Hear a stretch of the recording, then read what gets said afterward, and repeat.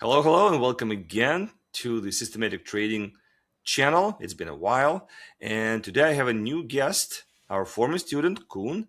And he's a real cool guy, and he will tell his own story as it is, and we'll talk about his journey. So, Koen, why don't you just tell a little bit about your story, how you ended up where you are? My name's Koen. I'm from the Netherlands. I'm 22 years old. The first time, these days I'm trading systematically. I followed the course of Lawrence and Alexei, and currently I'm running like about 27 algorithms that like do all my buying and selling, and it's a pleasure to watch every day, but it wasn't always like that. The first time when I came into the markets, it was a couple of years ago. I had always an interest in financial markets. I didn't really have a background in financial markets. It was more IT related. I Hmm. did like a study as IT administrator. So I was always a bit technical. I loved to work with systems, but that's not how I initially started out. I initially started out with cryptocurrency as many people my age. I think if I go to like a party or something, you will hear people my age talk about cryptocurrency. Mm. So I So guess that's how basically that's how they kind of like put in your head that cryptocurrency is the way to go, right? So like yeah, let me yeah, just test it out. Yeah, and cool. that's I wasn't necessarily. I was always interested. I've heard these things. I remember I was in high school and I heard like, "Oh, Bitcoin 10K. When is this bubble gonna burst?" and stuff like Yeah. that. And I thought this was like the first time I actively thought about the markets, and I thought like, if it's a bubble, why is there so much demand, and why do I hear people hyped about it? I, I didn't know anything back then. Anyways, eventually I got involved into all of that. I made my first money, invested some in Bitcoin, into altcoins, if you could call it investing. I Hmm. wouldn't anymore these days. It's investing, but we can come back to that topic later.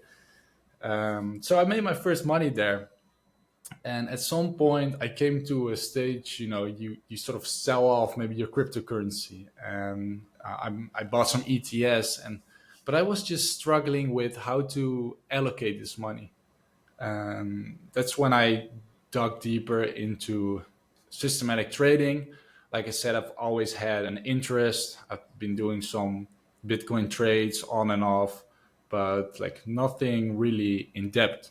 So I figured like how can I do this in a way that fits my personality, and what do I do with this money that I build up? Because you have all these Hmm. different aspects, like how much do you allocate to this sector? How much do you allocate to this sort of maybe gold or Bitcoin? Or when do I buy? When do I sell? So Yeah, quick it question was. for you. Like, how did you like what? Because you know that like you need to allocate to gold or to the sector, but what made you to go even that route to begin with? Like, what influenced you to go the route of gold or sectors or?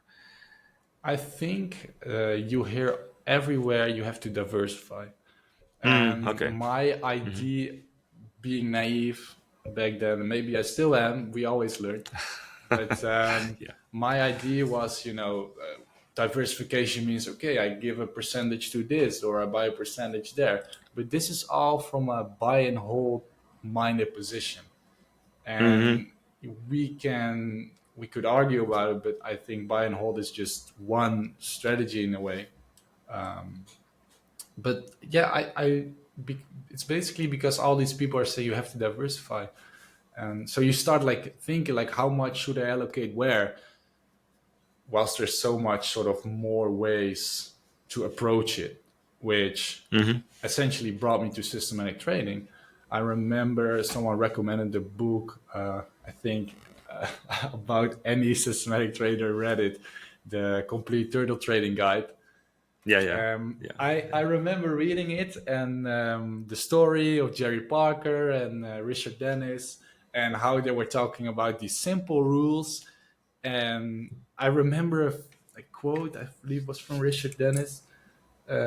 He said something like, I could publish my trading rules in the Wall Street Journal and I know Yeah. nobody would follow it.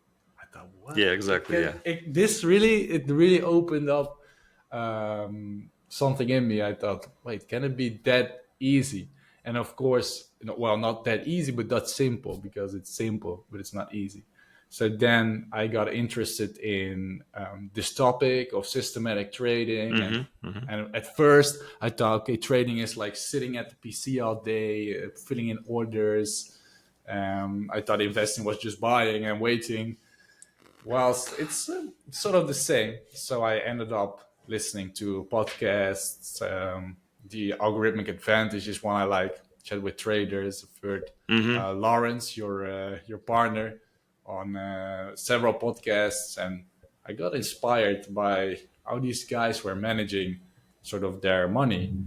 And I thought, this is actually something that would really suit me, and this is a way that would make me sleep well at night.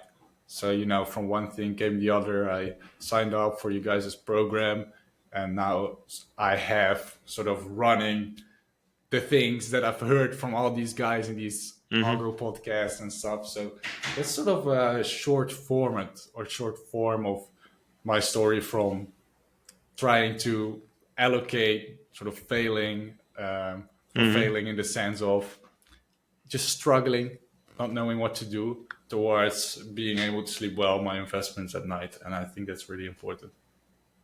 Yeah, which leads me to actually a good question. Like, what type of challenges did you actually encounter for trading in the past? I mean, you pretty much already hinted at some of them, but do you have like any specific things that, as you said, like what made you not sleep at night? Um, What kind of drawdowns did you get? I mean, what kind of things did you get that really I made you think think through it? it depends, because there's like two parts to this story. There is my sort of trading, intraday trading part.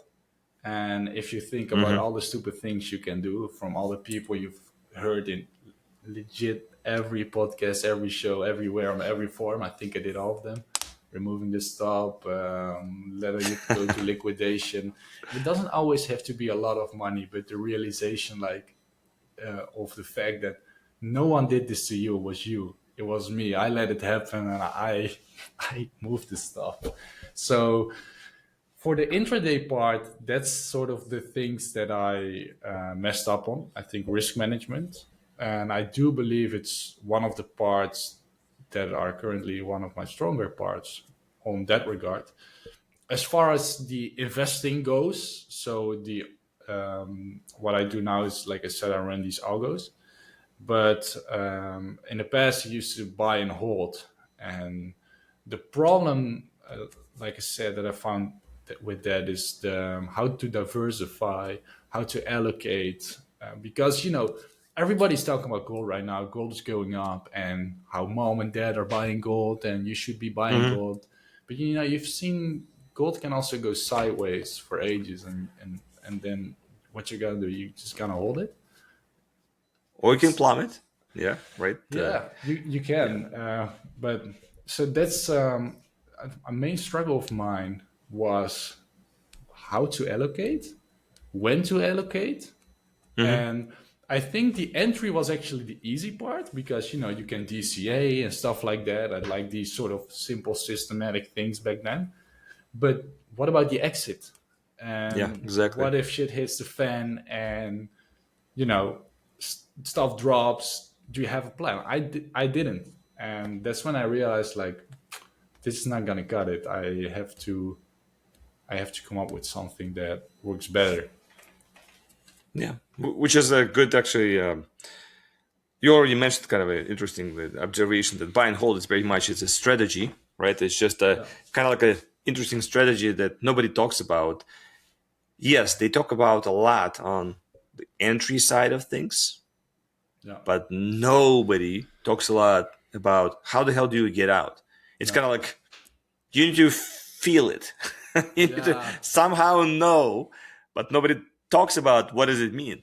because even on in value investing, they always talk about how to get in based on a certain value, like the how to evaluate the company. This is when you will finally buy that company, but they don't really again talk too much about how do you get out, like what kind of condition will let you know that you need to get out. Is it the PE ratio or something else is triggering for you? But again, so it's not really it literally is murky. Even to me, I Yeah. mean, I've been looking at it for a while. So, um, but the question is though, so to you, the challenges that you encountered, right? Okay, so I know you didn't tell it yet, but I know you had like some drawdowns, like 40% or something like that, drawdowns before, right? That's why when you were in our program, you're like, oh yeah, 10% drawdown, 15% drawdown, it's not a big deal. Yeah, No. because I've seen more. I've seen more. That's But true. yeah, but how do you deal on the opposite end when it's so exhilarating that you're winning? How do you deal with the winning side? Do you mean like the systematic part or the psychological No, part? just psychological part. The psychological Psychologically. part. I think um, for me there is a difference. I know there is not, but for me there is a difference between like when you. No, no, I was thinking about the losers. Never mind. The For the winning part, it depends. For my long-term investments, which are my algos that I run, I'm quite relaxed. I don't really have a systematic way of dealing with those wins and losses. Of course, when you win sort of money or you have a nice streak, for example, this month, my since implementing my systems, the January I'm up about 10%, so which is really nice. Mm-hmm. But you obviously don't want to lose it, so there's this fear of losing, I guess. Mm-hmm. But Yeah. I'm not too worried about it because I'm above break even. I think it's harder to sort of give away profits when you're still like swimming in drawdown and stuff. So Mm-hmm. on the algorithmic side, I know everything's being taken care of.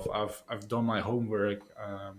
I have systems for several scenarios, so I'm not too worried when I see like a big winning streak. I'm not There's not too much to do psychologically for me there, but there is sort of process I use for my intraday trading, and I think it could apply to this as well.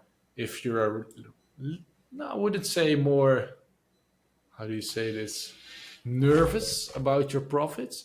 For me, Mm-hmm. for example, when I trade intraday and have a good winning streak, I try to calibrate myself by thinking about like the lows. And it's not about like pulling myself down, like, hey, you're doing well, or and these profits they will be gone. But it's about like keeping yourself in check, because although things are systematic, you're still the guy behind the wheel, and you can still like turn things or increase your risk. That's what Mm-hmm. people tend to do when they're winning a lot. So I guess my answer to that is try to keep yourself calibrated. When you win a lot, try to stay humble and think about the times when you were losing a bit, and when you're losing more, think about the times when your equity was reaching highs and that you were probably still in an uptrend in the long run. So Mm-hmm. that's how I deal with my winners. But to be honest, for my long-term investments, it's so sort of, I would say, hands off, that I'm Mm-hmm. not, there's nothing I can do. I can only maybe add new systems, but there's no Mm-hmm. sort of thing I can do to sabotage myself. But I do recognize that that it can be hard, to have winners. And what do you do then? Yeah, I know it can be hard psychologically. Yeah, there's a lot of temptation. There's an example. Like I personally, because I've been doing it for the 6 years now, and I personally is just letting my systems run. Okay, so like right now, gold and silver positions are hugely up because I've been in a gold, sitting in gold for almost a year and a half now. I think like my systems got in, This is nice. and there it's sitting in gold. So my market value of the gold position grew from whatever it was to almost double right now. I mean, it's like it's really is nice. So I'm looking at my unrealized P&L, and L, and it's huge part of it is gold, gold and Yeah, yeah, silver yeah. together. So as an example, Lawrence, we were literally talking about it at the beginning of the year, and he got jittery. So he's like, you know what? I will just reduce my size of my gold investment. Yeah. So he shrunk it in. So just in case if an inevitable blow comes in, I mean, at some point Of there will be a course. blow to it, right? So he's in a smaller position than he's there in the market. But he's talking about the two routes. One is completely systematic, and one is discretionary. So he's talking about discretion because he does still play a little bit on the discretionary side, but systematically just we let it run. So since I don't do a lot of discretionary side, I use more systematic part. So you know what? I'm not changing anything. I will let it run. Yes, it's a huge one, but I'm sure something else will change at that point in time. So let's say my equities will really take off while gold will be tanking. So maybe it's not as bad as I think it could be. But the idea behind it, yes, you always have that nagging feeling. As you said, you're still the driver. Yeah. It's No, not Waymo. Like, you know, there was no. a Waymo, completely autonomous vehicle. Yeah, yeah, yeah. No, no. Yeah, we still the driver. We're still the ones driving this car. Unfortunately, so it's not completely hands off. But Um, I yeah. think it's also a matter of beliefs because Oh yeah, yeah. That's there is where it comes back to. yeah Just what you believe in. it's it depends on it really depends on your beliefs because if you want a bit more volatility, less volatility in your portfolio, it might be tempting to take off something from the table. But from a pure trend following perspective, you want these outsized winners. And if you look Exactly. at your Yeah. system and you see like, hey, I've designed this with like a 25% trailing drop, a trailing stop, the stop is gonna do the heavy lifting for you. You won't have to do it. I understand the temptation, and even though systematic, and I'm not sure if a lot of systematic traders like to hear it, but there's always discretion in it. Like how much will you allocate to a system? How much will you allocate to a Mm-hmm. trading style? So you're this. I'd like to think that the discretion part from trading with systematic trading is moved from the like the moment you execute your trades towards the Mm-hmm. system design. So Yeah. yes, you won't have Exactly. to sit at the chart and say, "All right, like fire it off now. We're buying gold and or we're selling gold." Now you already determined like what you will do in that case. So Mm-hmm. from that perspective and from a trend following perspective, I'd say keep your position on, let it run. But yeah, that's really a systematic perspective. I There's also like a lot of discretionary traders that do really well just buying and selling. But personally, I would like to let it run. You know that it won't pull back more than 25% if that's what you agreed upon by creating that system, right? So that's how I look at it. Mm-hmm. Which leads actually to the good question that I want to ask you because I mean you're already kind of touching on this part. That's why I'm saying it leads to it. Is the a lot of this stuff that's going on is because you're still a driver in that car, right? Since you're the driver, even when you develop your systems, you are at that wheel trying to make the decisions. So you can easily over optimize things or easily to sacrifice thinking that whatever you see in the past will happen exactly in the future.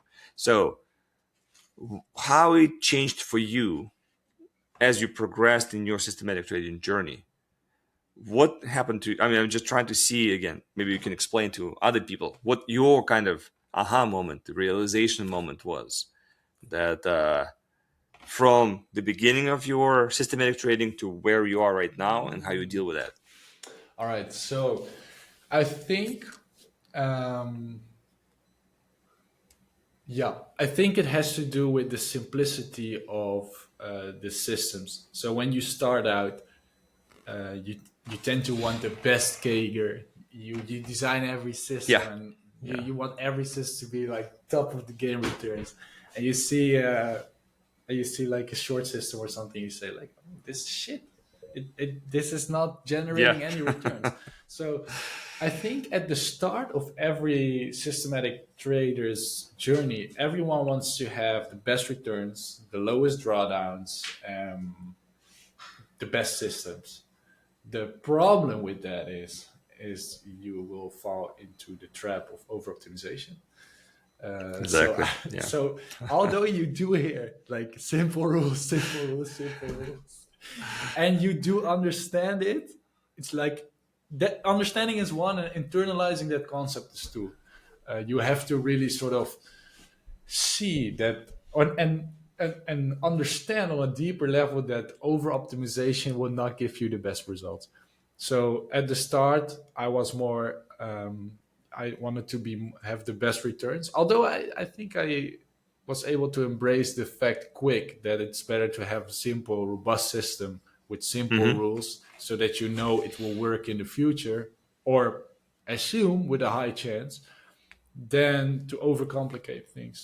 So right now, when I would develop a system, I think what's important is first of all is the objective, like Lawrence, you always say, like why are we making this system and what is it based on? So if you're making a trend following system, I'm not trying to make money when the market is going down. If it's a trend following long system, Yeah. that wouldn't make sense. And if someone would show me that it does, like I'm not buying it. So so that's one of the things I would have in mind. Like, how do I, what do I develop this system for? Hmm. That's the main thing. Because before, I think what people tend to do is they have like they just start like coding up something, or they start like just creating a system. And look, it has crazy results, but they've Hmm. added all sort of parameters.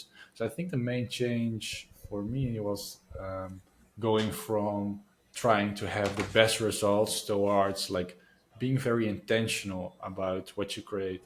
Because when you try to get the best results, you don't only over optimize, you're probably also creating a lot of the same systems because these parameters work in those markets.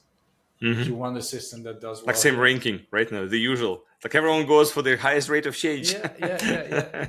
And what's also interesting, I touched on it a little bit earlier.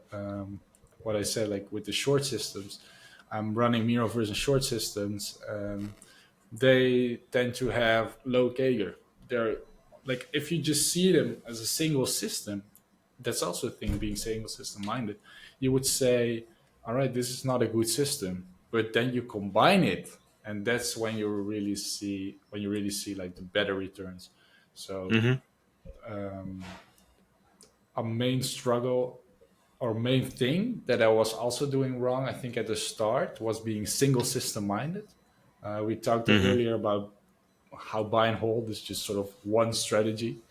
And Hmm. what do you do if it goes wrong? Well, you are like maybe pulling your hair out and being stressed.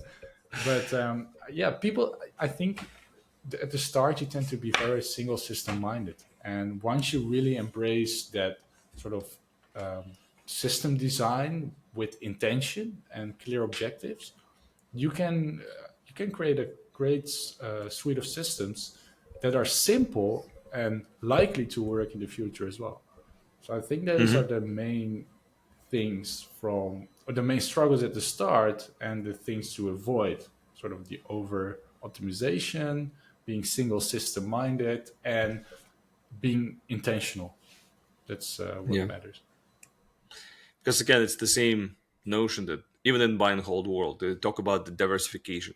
And diversification is nothing else but trying to non-correlate your instruments, right? Whatever you're buying, as that is why you diversify. So it just somehow everyone talks about like mantra, saying that, oh yes, you need to diversify, you need to Yeah, diversify, but they really don't understand what it means, like why you diversifying yeah, for real. Again, nobody really internalizes the whole notion of diversification. It's not just the idea of diversifying, it's not just a risk, it's the idea of non-correlation. It's just hidden by the diversification. We still do diversify on our end too in systematic trading. You do want to diversify, but For me personally, for a different reason. It's not only non-correlation, it's for the fact that I don't want any single position to be really hurtful to me. Yeah. That's my personal rationale, right? So when I look, sometimes I sacrifice the Kager for the sake of diversification in this case. So you know what? I'm not going to make as much money in this case, but as long as I don't have one single position which really goes against me. So when I look at my daily stuff and I see something really outsizely bad, this really ticks me You don't off. But want that's to. my Yeah. personality, right? So everyone is different. In this case, so I dumped it down to a specific size, and that's why I'm happy with that. Some people, maybe not as much, or maybe not ticked off by this as much. It's up to them. It's their story. But for me, that's why that is. So that's why, yes, single system outlook and all the algo trading that you see on YouTube, it's pretty much 99% of it is all single system oriented Yeah. stuff. Yeah, and That's this the is a big. I think that's a huge trap, and I think the trap. Well, you just touched on diversification. Remember when I just said like, oh, where do I allocate? Do I put this to gold or Bitcoin or hmm stocks? It's it's a bit sort of it's a limited way of viewing diversification. In my opinion, diversification is way more multi-dimensional, if that's the right word, than like 5% to this, 5% to that, 1%, or stuff like that. hmm So when you diversify, it could mean that you have a stock portfolio, that you have commodities, so you have like different sort of assets, but you also have different training styles, different look backs, different time frames. Maybe you are taking a broader, like I'm buying a house somewhere. That's hmm also a way of diversifying your investments. So when people think about diversification, it's usually a very, I would say, superficial thing. Like we do it in different, we're buying all different things. hmm Yeah, But there is so much more you can do to diversify, and so that even whilst you're operating in sort of the same stock universe, you can get totally different things. that is so true. That is so true. Uh, and a good question to ask you is any kind of a life changing lessons that you've got from all of this? Because you even though you're literally 22, right? So whoever's watching, he's been not trading it for long, and yet you touched on so many things that for people sometimes takes decades to realize, which is so nice. So nice to see that you actually realized much sooner. So you're well like ahead of the crowd. Thanks a lot. Thanks a lot. Life changing. What would it be? I think this whole approach of trading is life changing in a way. It's you go to sleep at night and you sleep well, instead of, oh no, will my position be read tomorrow? I'm thinking about life hmm changing. What could really be? I think something that's important and overlooked. What was life changing for me was, as maybe wavy as it might sound to some, is like mindfulness and trading together. So when people think about trading and systematic trading or investing or whatsoever, they might think like, oh, maybe this is too volatile for me, or oh, this doesn't work for me, or anything like that. You actually become a better trader, a better person, anything, if you can sort of, if you practice mindfulness. There was, for me, it's been life changing. hmm Become way more patient, more calm. You learn to sit with yourself and with your drawdowns. It goes hand in hand, really. Think focusing on sort of trading psychology, as so many call it, but within that, I would just say mindfulness. You can really become a better trader, in my opinion. hmm I'm trying to think of an example. Think I think people think that when they trade systematically, like, oh, I have a system. all right, so now you're down 30%. Do you still have a system, or are you gonna do something else? You know. So Hmm. it's important that you, when you trade, you really sort of get to know yourself, like what you like, what you don't like. And I think what was life changing for me was really being able to sit with myself, sit with my drawdowns, literally sit with the returns as well. And yeah, that aspect, that trading psychology part, because like we said earlier, you're still behind the wheel. You can drive a fully Hmm. automatic Tesla, but if that thing is gonna hit like a street lantern, they're gonna charge you. So Yeah. you have to, yeah, you have to know sort of yourself, what you're doing and stuff. Yeah, that is so true. I said it's nice that you don't even have the long journey yet, and yet you already hit on a lot of things. That's why I'm saying like you're well prepared for the road ahead of you. So Yeah. good driver. You got your good I driver's can admit license. that. Yeah. But I've also hit And many street lanterns. I can assure you that. But in trading, not in driving. yeah, exactly. So anything else you want to touch on, like any other topics that we didn't cover yet? Um, we started off with the cryptocurrencies and the crypto markets, and I know it's been a hot topic now. Well, maybe not right now, but it's been a hot Yeah. topic because people always think like, oh, no, it's not it does crazy returns, it's volatile, this that. There's so many different opinions on it, but yeah, I would like to give my thoughts on that. I think, people have a lot of FOMO, especially in crypto. Everybody's looking for that Mm-hmm. Yeah. 100x or that meme coin or some altcoin or stuff like that. Crypto, I think it's a maturing market. It's, if you look at Bitcoin now, I remember when the European, I think, president of the European Central Bank was talking like, nah, Bitcoin is like a scam for criminals, blah, blah, blah. They only use it Mm-hmm. for money laundering. And back then, the time sort of to do something or invest in something is when everybody's still like, not sure about this. And that's when you had like the crazy trend of. And now people still have FOMO about cryptocurrency.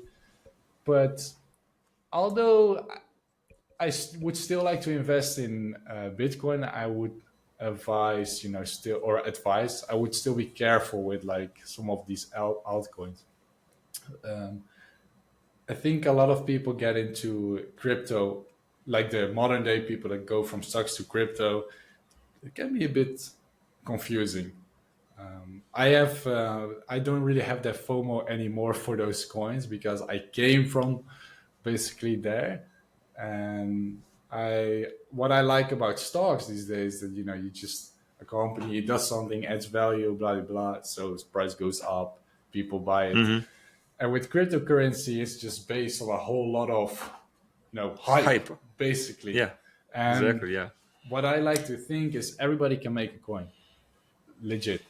And it's, yeah, I think that's why I prefer investing in stocks these days than cryptocurrency. But I do believe you can run great systems on there because it's a less efficient market in a way. Mm-hmm. Yeah. But yeah, I mean, in my personal opinion, cryptocurrency, a lot of it is literally just based on hype, right? Yeah, So hype dies down, the price goes down. And by hype doesn't mean that everyone just talking about it. More like, okay, some countries decide that, oh, I will tie my debt to the cryptocurrency, or how I will control my currency, my internal country's currency. I will use the cryptocurrency as my reserve currency, kind of a thing. Like, so even Trump said at one point in time, we need to have the biggest cryptocurrency portfolio ever, like for USA.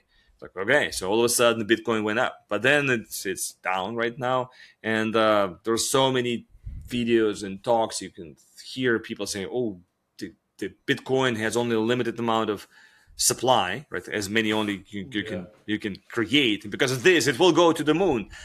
True, but because it's not really supported by anything other than hype of people or the other existed countries or politicians or whoever.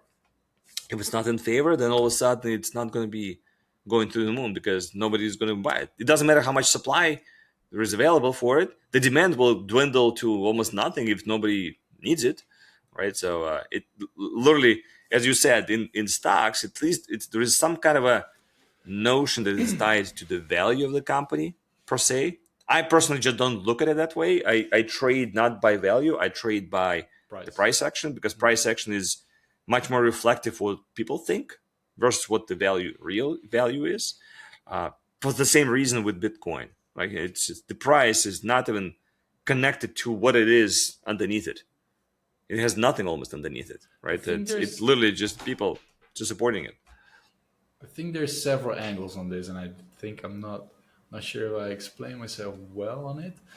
Um, there is the fundamental thing behind Bitcoin. You had the whole 2008 crisis, and Bitcoin emerged, Hmm. and it was sort of this people money, right? People were Hmm. like, "Oh my God, this is our money, and it's decentralized and unregulated." It was this whole cowboy territory. So you have different angles on this, but it changed. People wanted to be sort of that. People want that heroic narrative of Bitcoin, like, "Oh, it's our stuff, it's our money, it's a commodity or it's a currency. I don't care." Like they discuss about Hmm. it. But now you got huge institutions that are moving Bitcoin. Every exchange you have KYC and all that stuff. And be my guest, but it's not your Bitcoin anymore. It's just a regulated asset. And you touched on the demand story. Well, I would say there could be made one case, but it could be easily floored by what you just said. To have Bitcoin, initially you have to mine it. Hmm. To mine it, you have to put in electricity because your GPU is doing all sorts of Yeah, yeah. calculations. So, but the problem with this is that even though you mine it, and you spend money on it, if no one wants to buy your product, you just created something that costs a lot to produce and you cannot sell it for a profit. So Hmm. that's exactly what you said. Like it doesn't have earnings, it doesn't have any of that. I'm not a critic.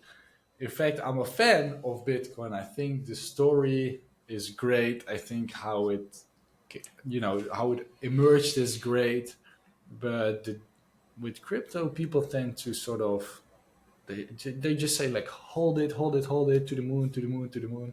Whilst I believe you shouldn't marry any asset or any trade. And although I used to be married to Bitcoin, we divorced. But I would still trade it. Separated. You're not divorced, probably. You're No, separated, yeah, right? we're not divorced. It still has a special place in my heart, and I do believe in its use case. But there's so many angles on this, on how to Bitcoin. Do you invest? Do you buy and Hmm. hold? Do you? I know people that save in Bitcoin. I know people that I personally like to trade it. Um, but yeah, it's a very it's an interesting topic. Yeah, that is true. That is true. So, any other topics you want to cover, or we can wrap it up No and save it specific. for another day too. Sure, yeah. Not specifically from my side. I don't know if you have anything. No, I mean that's it. So I'm glad that you came in, and as I said, you tell your own story, which is so nice from a different perspective. Because a lot of people that I talk to, they are close to retirement. So they already have a huge life behind them.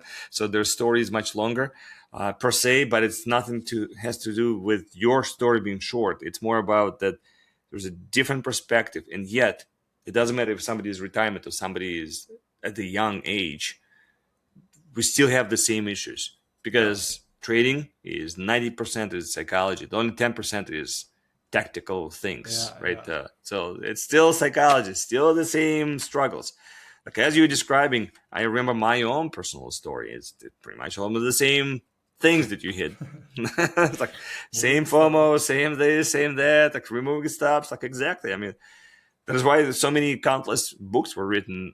Don't do this because everyone knows they don't need to do that, and yet You do it. It's that nagging feeling. Yeah, nagging feeling in your head still makes you do it. That's why I love systematic trading, is because it removes me, at least partially.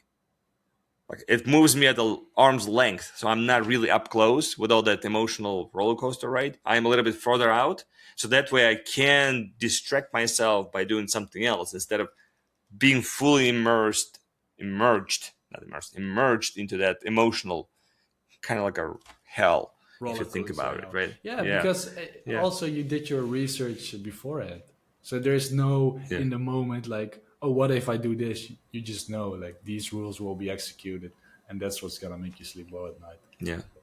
That's why, like, I always say that my suite of systems is like my baby. I know what my baby can do. When it cries, when it doesn't cry, I like, when I hear the news, I know approximately what's going to happen already, because I Yeah, know what my systems were designed and where they will work and where they will not work. So I already know. Unfortunately, fortunately, I don't know. But so sometimes you like, the market is railing, but I know my hedges are on. Like, oh man, yes, it's going to be losing day the today, baby is crying even too. though market is railing, right? And then you come in, hey, surprise, I'm actually flat, a little bit up for the day. Okay, great. Why? Well, because my gold position made more money. Oh, that's nice. So that's the reason for the systematic trading. At least it's like, it gives you pleasant surprises. Sometimes not pleasant, but that's why you need to make sure that it's not single system oriented, right? Exactly. Yeah, because otherwise you will be a lot of nasty surprises, like really bad nasty surprises. Yeah, yeah, yeah. Or single asset, buy and hold one asset. That's Yeah, what I also used to do. Don't do it. yeah, really nasty surprises. Yeah. Yeah. So Koen, once again, thank you for coming, and always pleasure. And we will probably do it again at some point in time. So, any last words for the closing? Keep things simple and stick to your rules. Okay. Yeah. Okay. Cheers. Great. Thank Nice to you. see you again, and see you next time. See you next time.